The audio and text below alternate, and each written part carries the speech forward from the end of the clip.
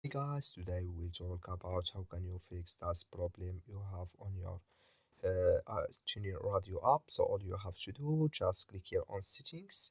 So then it's going to take you to this list here. Then you just go down. You click here on apps. So then you come to apps list here. Then you just go down to looking for TuneIn radio app here. So you go down. When it's going to show for you, then you click on it. So like this, you click on TuneIn radio and you come to this list. You click here on first stop, then you click on OK, then you go down here, click here on storage. So and you click here on clear cache. Then all you have to do, you just go to your Play Store.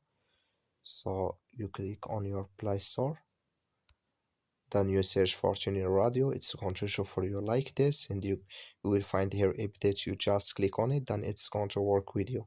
That's all you have to do. Thank you for watching. Don't forget to support us by liking, subscribe.